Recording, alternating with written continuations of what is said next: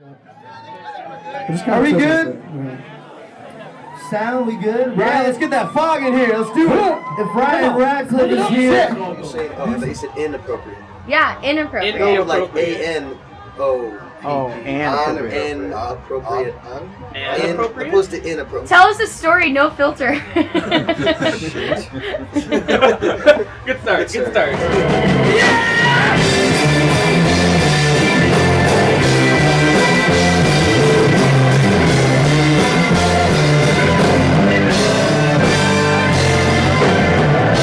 Raised in Tennessee, still got that Georgia mud stuck on me.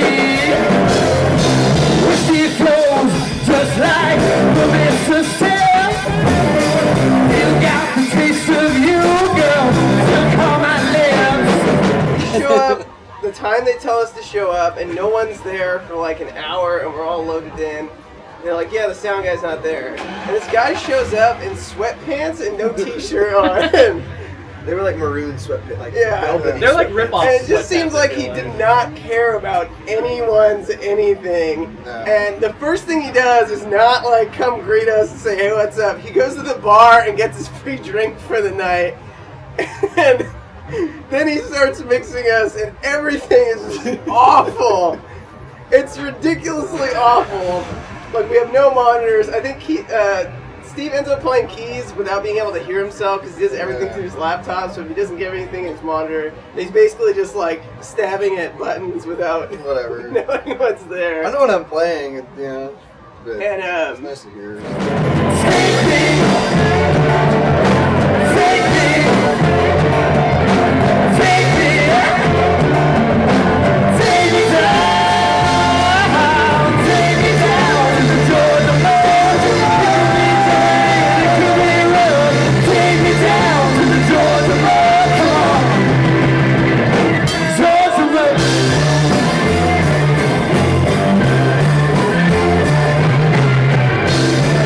Try to be like cordial and good with them, but like he just didn't care at all. And I think eventually, like when doors opened, he put his shirt on, and then he disappeared. He disappears. I think before the neckties play, right, or something. And he said he had to drive one of the bartenders that was too drunk to drive home. So we're just playing the rest of the night, like trying to just hopefully like mix ourselves while we're playing and hope that everyth's good in this venue. This is a pretty funny, awful tour story. And it was 105 degrees, so that kind of sucked too. Oh yeah, the room. Texas. He's like one of those crazy people. Like, you could have been homeless if you didn't know he was doing sound for the night. Like, he was just like, if he was inside of the bar, he was doing sound. If he was outside, he was probably homeless. When we go back to Austin, though, I want to go back to that bar and buy him a Keep Austin Gear t-shirt. Burning fire, it hurts, burning inside of me. Just wish that girl could be from Tennessee. Oh, take me, yeah.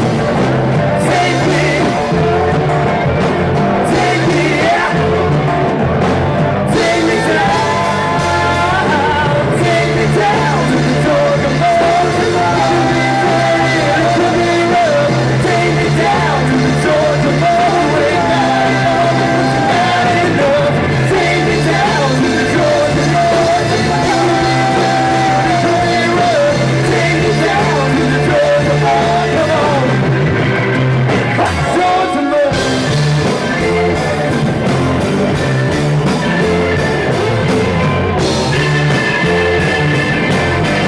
So every couch surfing experience that we had prior to this one was stellar. Like, people that we met were eccentric and awesome and totally loving and welcoming, and would take us out to dinners and like Yeah, they would come to our places. shows. They come to the show. Like, it was really neat.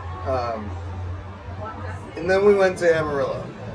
And they were really nice to open up their home to us and everything. But like, there was just like,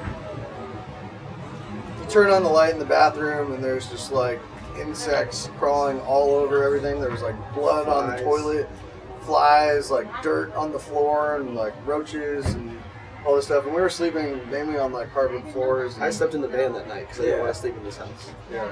Sticky, you couldn't walk in socks because they would fall off. One of the guys, like in the room where some of us were sleeping, just kept watching Band of Brothers really loudly, Oh god. like all night long, and then we saw the painting on the wall. That was until the morning.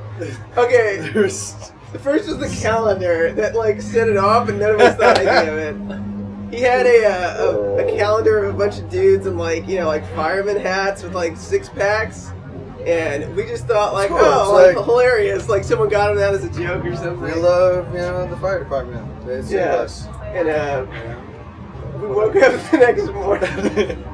And there's this huge painted dick in the middle of the room. It's like has a yellow background and it's all like multicolored and veiny, but like gigantic. Like it was like huge canvas. Painting on the wall. If you guys are watching though, thanks for letting us stay at your house.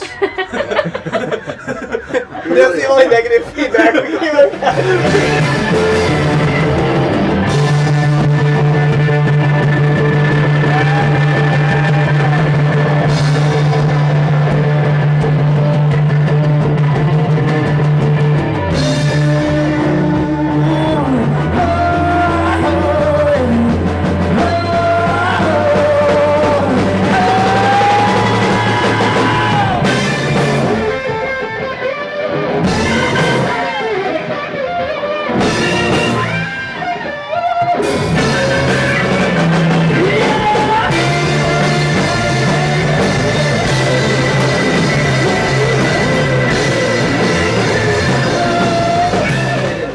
Austin.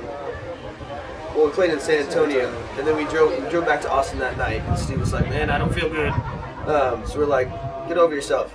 And then the next day, we drove up to Dallas. And the whole ride there, Steve's like, "Guys, I don't know if I can make it." That's how he sounds in my head. I don't know if I can make it. And we're like, "Okay." And me and Andrew like looked at each other, and we're like, because Steve has like a pain threshold of like. That's like a. I don't know. It's really high. It's really high. Like I was gonna say like a horse, but I really don't know what their pain threshold is. Like, what's that like? Maybe like a horse cow man thing. Anyways, Minotaur? so Minotaur, when, dude. when Steve starts like hurting, like, and we noticed, and we're like, oh well, this is not good, because Steve doesn't really complain unless it's hot. Big guys, hot weather doesn't.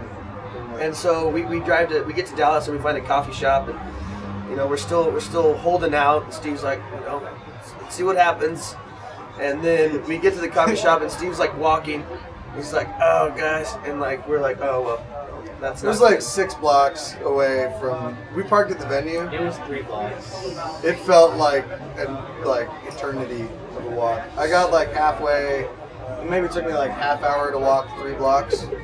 So I'd take like 5 steps and then just wouldn't be able to walk anymore. And we were just cheering him on, like, come here, bud, come here. It's like a snail race. Pretty And then much. so we hopped in the van, put the sirens on, drove into the emergency room, and he was there. He signed up, and then we left because we gotta go. We gotta get to the gig.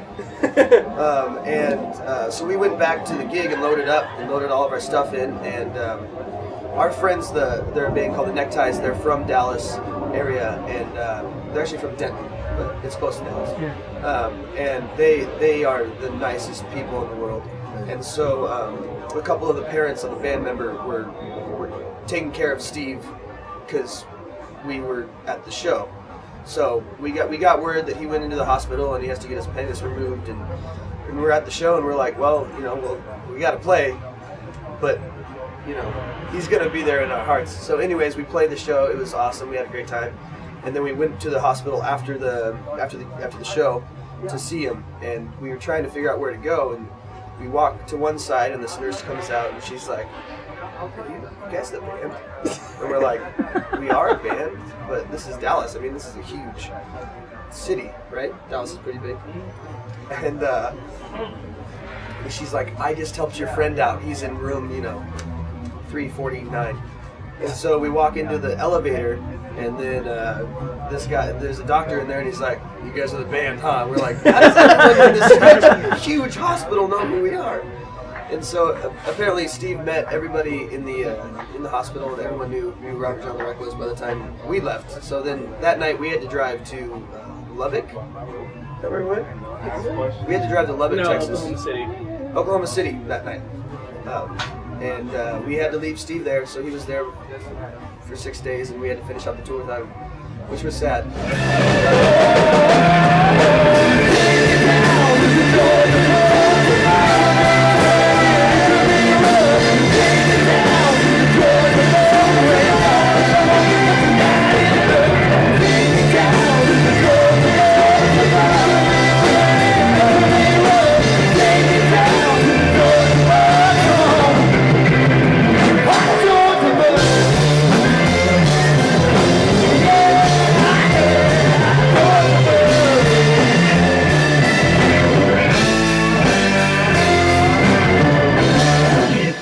Croatians do love our music. I mean, we do Very popular in Europe. well in the Croatian Huge in demographic.